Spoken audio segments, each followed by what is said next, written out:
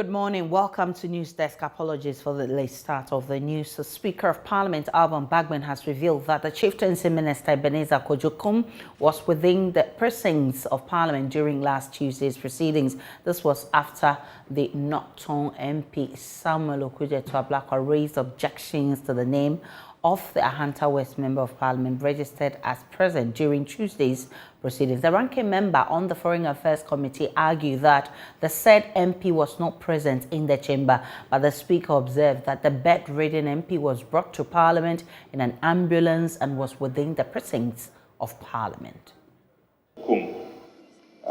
He's been marked as present. We all know the situation. We have been praying for him and wishing him well. I do not believe that he was here. At least before we walked out, he wasn't here. He's my very good friend. I know him very, very well. And I continue to pray for him and wish him a speedy recovery. But Mr. Speaker, he wasn't here. So our records must reflect that he was not in the chamber. You didn't listen to me. No, Mr. Speaker, I listened to you. I'm saying that I didn't see him in Parliament. I'm not aware that he was in the precincts. No.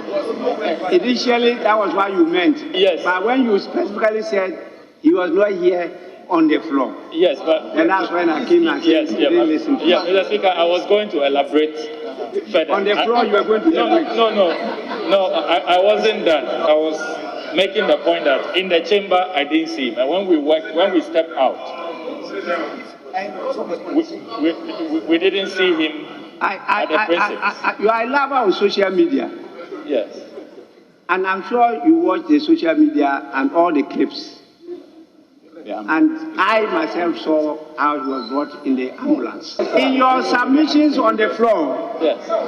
a lot of your members acknowledge the number that was present on their side. Yes, 136. And the one that you acknowledge that was not present was only Honorable Adjoa Safo. That a number of your members' contribution on the floor today. But the Honorable Ahmed. Please, don't belabor the point. Right Honorable Alban Bagman has also directed the Table Office to officially indicate that the question for the approval of the adoption of the Finance Committee's report on the e-levy during last Tuesday's proceedings was put after the minority staged a walkout. Transfer Levy Bill 2021 accordingly read a second time. Just in between the 7 and 8, that's where our walkout needs to be recorded. But that was the stage at which we staged our walkout, and it has to be captured appropriately. Actually, it should come before question put and motion agreed to. Because the walkout happened before I put the question and the motion agreed to. That is the appropriate position for it. So, Table Office, kindly correct the records accordingly. Majority Deputy Leader. Yeah, Mr. Speaker, just a little clarification. My respected colleague, the Minority Chief Whip, indicated that they walked out at a certain time. And you clarified the position by saying that the walkout was actually announced before the vote, the question was put. That is correct. What I just wanted to put on record was that although the announcement was made by the minority leader on the walkout, however, at the time they were proceeding out. Yeah, Mr. Speaker, and Mr. Speaker, we don't need to split heads on this matter. Mr. Speaker, we don't need to split heads on this matter. If since they are at the Supreme Court and they say they will take the audio visuals and the videos and everything, when they get there, the Supreme Court will watch. Yes. your whatever. I won't fight you over this. But I am saying that at the time the question was put, some of you were still in the chamber walking out. You were moving out. You were carrying your books. You were packing. But I'm not contesting. It doesn't change the issue. It does not. The question, the issue is that at the time you announced the walkout, the question had not been put. And Mr. Speaker is right. However, your walking out was not instantaneous. It took time. So eventually when the question was put, some of you were still in the chamber. Many of them. If you are challenging me, the video will speak for me. Mr. Speaker, that is all. Is the essence of this submission.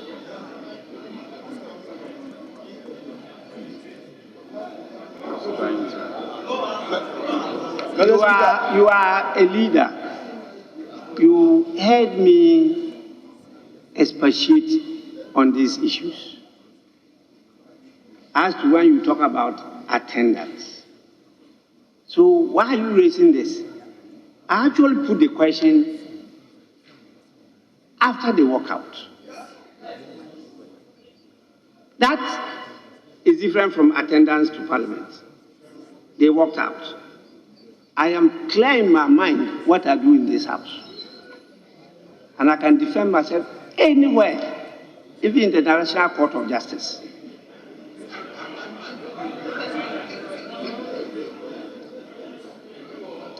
The fact that they walked out did not erase the fact that they were present in Parliament.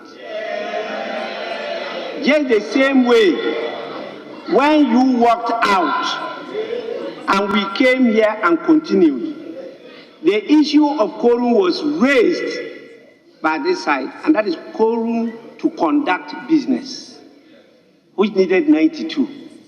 And that's why I made them count to make sure I've got 92, and we got more than that, 137.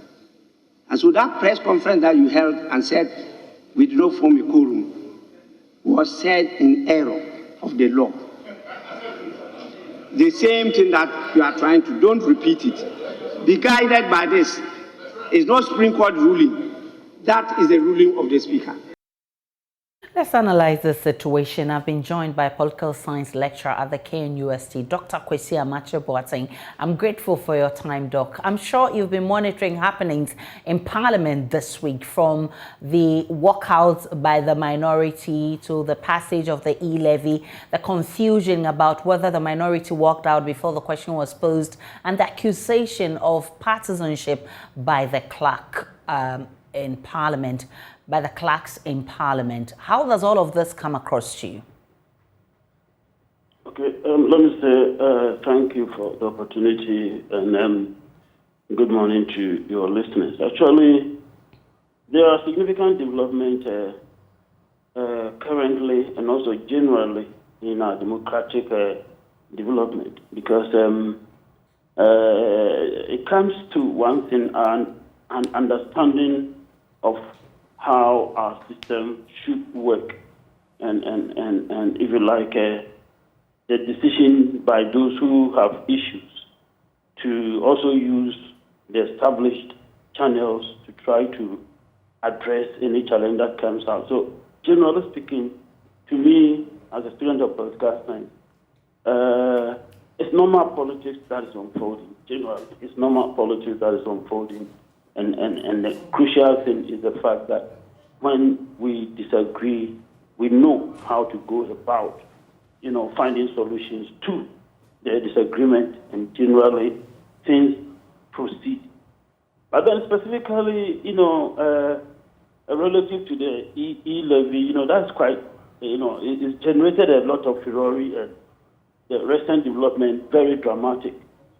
And interestingly, I just heard, what the Speaker ruling relative to the walkout and stuff like that is. And it's interesting to note that even the members of Parliament themselves, they have been there for a long time. They all have different views, different understanding of, what should be the situation when they walk out. Does it mean that those remaining in the chamber of the hall constitute the quorum and stuff like that? So it's a learning process generally speaking, and then we keep correcting ourselves as we proceed. But then we also see state unique interest in the e-levy thing. And interestingly, people felt that some of the elements in the policy could be revised. That didn't happen. Maybe there was a slight reduction, from the initial percentage to the current one, 1.50 and stuff like that. But the key issue in the e-levy is repetitive nature, the tendency to tax the same amount of money twice or three times. These elements remain. So that is it. What we have now on our hands. It's been passed. The government has assented to it. So I'd like to believe that they're putting in place the relevant instruments to, let it simply begin to work.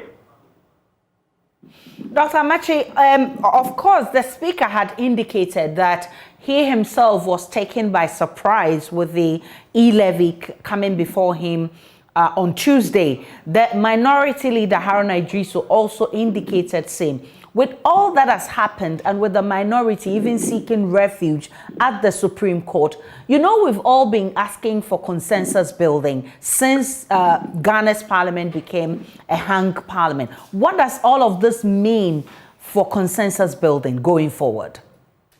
It really brings to the fore a key feature of our politics. Politics, conflict, cooperation, conflict, accommodation, conflict, consensus, and so on and so forth. You go to some jurisdictions, the parliament would have solved this out themselves. When they disagree, they have a practice, a culture of sitting down to come out of the disagreement and try to, meet one another halfway. You find this in the Scandinavia. Occasionally, you find it in Japan. And stuff like that. Here in Ghana and generally in sub-Saharan Africa, our political culture is overly conflictual. Looks like the political divide is interpreted in ways that show that on an issue of this nature, if you sort of try to accommodate your opponent, it becomes something indicating weakness or something. I just can't get it. But when you engage in society, you're going out to tax society. And for once, you have a good number of people in society coming out, to raise concerns. Then definitely, the person who put the policy forward, has a charge to really look at, the concerns being raised. It is not an issue that people don't want to pay tax. People believe that there's a need to rework some of the elements in it, to take out this repetitive thing. So if you don't do it, then we are saying that, look, we're sticking to our original position. We're not changing it. And this is the way we move it. So what happens is we don't come near consensus. Over here, one was looking for some sort of accommodation, some sort of compromise. Consensus is a far higher IQ that even the way we go about our politics, we are nowhere near at all. But then the interesting thing is that the political institutions that should have given birth to the one we're running now, our own indigenous political institutions, was grounded in consensus. It did not have this majoritarian system where, you raise hands and at the end of the day, the majority wins. No, they took their time, deliberated over issues, review it, and then at the end of the day came to consensus. We are the same people, the offspring of, our forebears. Yet we've lost all those values, and in a way, it looks like what is captured in the literature, this phenomenon of imported institutions. So it looks like we've gone in for something that, one would say has not been with us all the time. So the issue of consensus I mean, we should forget about it. We are nowhere near. So we are going to be seeing more of this confusion in Parliament, you think? No, you look at the challenge of the challenge thrown to us Ghanaians by the current Parliament, which in a way is pushing the two parties in Parliament to do business differently from what they've done over the years, where they had the majority and so pushed anything at all through. We should now have to be mindful of what our colleagues in Parliament say. Their opposing views, if taken in good faith, and we try to also review what we are putting forward. I think at the end of the day, it will be an issue of two minds coming together to produce something better than what would have been the case from just one mind. So we say that two heads, are good, they are better and stuff like that.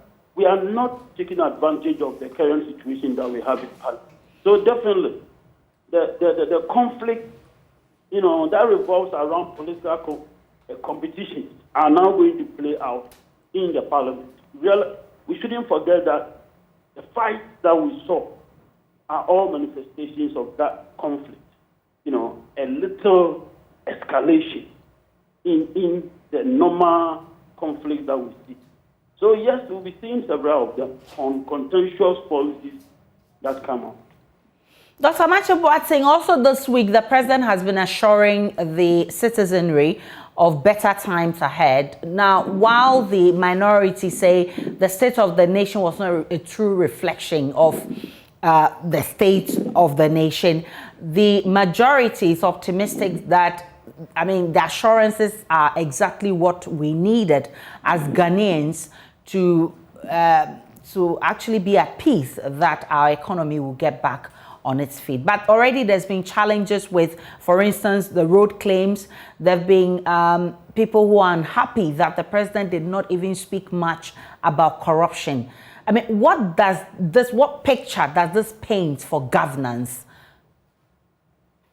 We're running away from the reality, actually. And there are no better times ahead. There are no better times ahead. Some economists, notable economists in Ghana have come out to say that whoever formed the government after 2024 is going to really face great difficulties, given the heavy loans we have taken, because we will be repaying, the loans. And as it is, Ghana's capacity to generate wealth, Ghana's extractive capacity has not been developed. So going forward, there shall not be better times, actually. And it's unfortunate because Ghanaians have had to go through this almost all the lifetime from the birth of Ghana, 1957 to date. Times have been tough throughout. And it's very unfortunate because if you really come to appreciate the huge amount of loans taken by the current government and what we see in today, basically food. We don't have control over, our staple food. We import so much of them, in spite of how many years of a particular, special policy, implemented and touted and implemented. So you don't see exactly what is happening. You just don't see. We are making some progress with road construction, and it is good that it's come to the fore of our politics. The road politics is good because at the end of the day, it is giving us some sort of accountability. If you say that you've constructed this, number of kilometers of this thing, and it is not the case, it is not the case. Roads, you can't hide it. If it is the case, it is the case. And then it exposes you. If you have done it, definitely you get the applause. If you haven't done it and you claim that you have done it, you are exposed. Because people will really, after that one, society is able to, make a judgment. So generally, the road politics is good for Ghana. It's going to bring pressure to bear on whoever, people in government today and tomorrow. not to at least take Ghanaians for granted as far as, those aspects of our development is concerned. We have a major problem, with accountability. And this relates to corruption thing. It's very unfortunate because with Nanado, who was so bold with "I am not corrupt" when he was out of government, and today he can't talk about, the fact that his government has not seen corruption, and he keeps quiet over it. That speaks volumes on its own. That speaks volumes. But then generally, it's good that we are in a democracy when citizens have the option to reject a government like it is in the literature that you vote the rascals out. People have the options to reject, the government when they get the opportunity.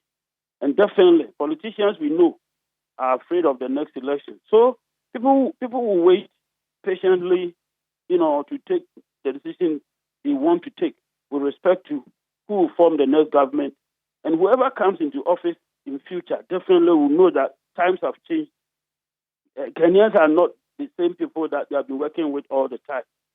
So generally, at the end of the day, I think that our politics is beginning to take on some developmental qualities, because you can't just promise and get away with it. He's a political science lecturer, a senior lecturer at the KNUST. We can still stay with Parliament because a chairman of the Roads and Transport Committee, Kennedy Osenyako, is fighting off claims that President Akufo-Addo misled the nation during the delivery of the State of the Nation address. President Akufo-Addo said his administration has constructed more than 10,000 kilometers of roads since 2017. We'll hear from him shortly, but first, ranking member on the Roads Committee, Kwame Agboja, has described the claims by President Akufo-Addo as false. And if you check from the data, they say it's critical roads, 2,167, cocoa roads, 4,853, town roads, 567, Asphalt Valley, 1,500, Sino Hydro, 441, and if you add all of them, it's about 11,111 kilometers. That is information provided to you in May 2021. That is the last State of the Nation, last state, meet the press of the Minister of Roads and Highways. Is that not the case? And out of that, in an answer to the question filed by a member on the floor, the road minister, I think January or February this year, provided data on 4,200 kilometers of road he claimed have been completed. On that list, my brothers and sisters, are only 68.5 kilometers of new roads. The rest are pothole patching, sealing, graveling, and re-graveling. As we speak, the presidency or the Ministry of Roads and Highways does not have the data to back the 10,800 kilometers of roads that the president mentioned. The truth is that it was probably a slip of tongue. Instead of them coming to the people and say, look, that is not what we meant. Actually, what we meant by 10,800 kilometers are roads under contract. My chairman, the respected chairman, came and told you that he's got data on 6,000 kilometers of roads completed. How do you call it? By the Cocoa Board alone. My brothers, Cocoa Board, as of the time the minister was reporting in his, meet the press, had contracts worth, the contract to the tune of 15 billion, about 4,800 kilometers. So by May last year, the minister says there are 4,800 kilometers of project under construction. However, in April, or February, March 2022, the government has gone to complete 6,000 kilometers out of the 5,000. Does it make sense to you? I'm happy that some of your organizations have fact-checked them. Ignore my chairman totally. He hasn't got any data. In fact, if anybody has got data on completed projects in this country, who do you think will have that data? The road minister. The road minister doesn't have that data. So ignore what my chairman is saying. In fact, he went and took a portion of the Meet the Press, which suggested that there are 4,800 kilometers of road under construction and, by the Cocoa Road, which is a fact. We can now hear from Kennedy Osei-Nyarko, who chairs the Roads and Transport Committee. He insists the statement by President Akufo-Addo is accurate. As a chairman of the committee, I have the right and the privilege to respond to the comment or the allegation being made or put out by my colleague. First of all, this country has a total road network of 78,402. That is what the MPP government inherited. That is the total road network. Out of this total road network, we have only about, during the time we took over, only 33% of this 78 was paved road, or let's say a good road. What it means is that the rest, almost about 67% of it are all bad road. The Ministry of Roads and Highways have categorized each road or its programs or its activities in several categories.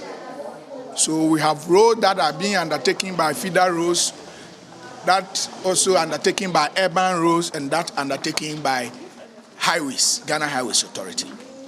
Among all these three categories is feeder road, which has the largest network, almost about 48,000 kilometers. The president's statement or figure of 10,875 that was put out is an accurate figure. Chief State Attorney Evelyn Kilson has claimed the founder of defunct Capital Bank, William Ato-Essien, and businessman Dr. Tete Nete dishonestly took 130 million cedis from the Capital Bank. She says this money was used to set up the defunct sovereign bank. The two, together with former managing director of Capital Bank, Fitzgerald Odoko, have been slapped with 26 charges, including stealing various sums in excess of 260 million. Court correspondent Joseph Akable has a wrap of Thursday's proceedings. The state alleges that the actions of William Ato-Essien, Dr. Tete Nete, and Reverend Fitzgerald Odonko led to the collapse of the bank. Documents filed in court states that between June 2015 and November 2016, the Bank of Ghana provided a total sum of 620 million cedis as liquidity support to Capital Bank to enable it meet its capital adequacy ratio. Mr. Essien is alleged to have been aided by Fitzgerald Odonko to transfer a sum of 120 million cedis of the liquidity support to All Time Capital Limited. The three individuals are said to have caused a transfer of 100 million cedis to a company which had Mr. Nete as its managing director. Mrs. Kilson on Thursday cross-examined Dr. Tete Nete. She accused him of being part of the plot to dishonestly take money from Capital Bank to set up Sovereign Bank. Dr. Nete disagreed. Mrs. Kilson pressed on, insisting that Dr. Nete was well aware that the said shareholders of Sovereign Bank, including himself, did not provide any money to set up the bank. She stated that documents made available to the court clearly shows Dr. Nete was in the know about these transactions. The accused person disagreed yet again. He insisted that in his case he did not provide any money as a shareholder because he held the shares on behalf of Mr. Essien. He continued that he, together with Mr. Essien, signed documents confirming that he held the shares on his behalf. He concludes that these documents were not in his custody because Mr. Essien refused to provide him copies of the documents. The case has been adjourned to April 7, 2022, where Reverend Fitzgerald Odonko, the former managing director of Capital Bank, is expected to open his defense. We take a break. We're back with business.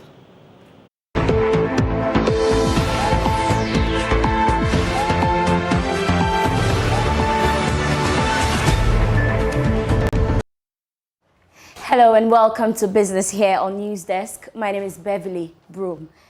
The Ghana Chamber of Mines has described its supply chain financing program as key to expanding the capacity of mining industries in the country. According to its Chief Executive Officer, Suleiman Akoni, the initiative would provide huge capital for members of the chamber and boost the mining industry. He spoke to Joy Business at the launch of the Chamber of Mines supply chain financing program. You know, when the affiliates spoke, they mentioned that they are the most diverse and they are the largest group. These are the mine support service companies supplying various goods and services. It's a wide range from security, insurance, finance, tangible products, and so on and so forth. And the whole idea is to make sure that they have the best capacity in terms of technology and primarily finance in this particular case, because they have mentioned to us that financing is a critical challenge for them. And like we said in all the conversations, we are not looking for financial products which will be picked from the shelf and given to this company, sold to these companies as a product. We want, cutting edge, we want customized products, financial products for the mine support service companies. So that's the whole objective, so that they can get better capacity to actually produce for the mining industry within the country. And hopefully, once they get to a certain level, they can even export beyond the shores of this country. So what's the next step from this now? The whole idea is to create awareness, like I have said. So today we have launched and we have created we could have done this in our office, but because we wanted the general public to be aware of it beyond the confines of this place, we decided to launch it to create awareness. We are hoping that this will create some excitement, some interest as well. And once the interest is created, now you have a customer and then you have a client. So if you, the client, if you, the customer, you are interested in this particular product, and you don't find your way clear, you can come to the Ghana Chamber of Mines and say, look, we heard that you have launched financial products for the mining industry. I want to participate in it. How do we do it? And then we can hold your hands to go to the 3 companies which have been shortlisted, and hopefully you'll be able to do some business with them. The Ghana Investment Fund for Electronic Communication, GIFEC, has concluded Phase 2 of its ICT skills training for traders and market women in selected districts. The initiative, which saw about 80 beneficiaries participate, will help promote their businesses through online channel as the country transitions to a digital economy. Known as the ICT Skills for Entrepreneurial and Women Empowerment Initiative, it aims to expand the digital capabilities and benefits of ICT to disadvantaged women and girls. The training for the second phase benefited some 3 communities in the Oti, Eastern and the Greater Accra regions. Speaking to Joy Business at the climax in the Amasaman district, Administrator for GIFEC, Prince Sefa, explained that women businesses are part of the government's digital agenda. So the current one is training 320 people, although there's a last part which will happen in Walawale in the north. But this particular one was 80 each in 3 communities. That's Mahia here, and then in Kratchit, in Chamora, and then Abitifi in Kwa. So the aim of the program is to really equip our female population, especially those who are into trading and so on, with digital skills, so that they will be able to go out and improve themselves, improve their businesses, improve their lives. So we're very excited about it. We're not done with it.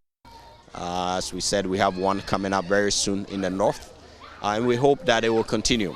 Some of the beneficiaries who spoke to Joy Business expressed confidence that the skills training will support various traders. Saw this app on my phone, WhatsApp Business, and I didn't know what it was because I have WhatsApp already, and through this training I've learned that I can use it to post my the styles that I've sewn to people. I can post them there, and then people will contact me through that, and my work will grow. We used it to do so many things. As far as those that we are showing things, you can use it to connect in order to get customers.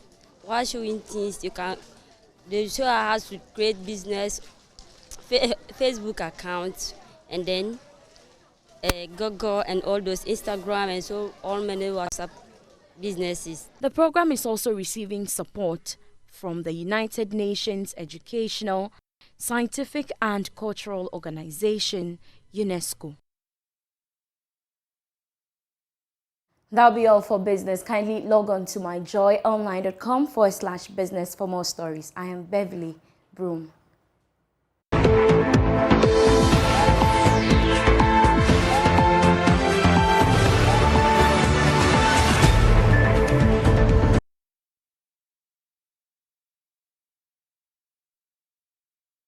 Time now for sports. Muftau Nabila is here with the very latest. It's all about the World Cup. Ghana is going to Qatar. Ghana today, yes. We've got a contingent already in Qatar. The president of the GFA is there. His vice president is there as well. The general secretary of the Ghana Football Association is there. His deputy is there as well. Okay. The communications director of the Ghana Football Association and the chief of staff. I can see it's all it's a jubilation galore. It's a big party for Ghana because this is the biggest stage anyone would want to be part of. Definitely. So for Ghana to be part of the countries that are going to participate in the FIFA World Cup, it's history made for us. True. And this is the fourth time Ghana is qualifying to the FIFA World Cup, having done it between 2006 and 2014. So it's a fit that everyone wants to be part of. The draw is happening tonight. Okay. The Joy Sports. I hear we are in pot 4. Pot 4, the least ranked countries with the likes of Cameroon and co. But Joy Sports, we have a special build-up to that. But why? You have any idea? Okay, so even in Africa, usually what FIFA does is that they go through the FIFA rankings. Okay.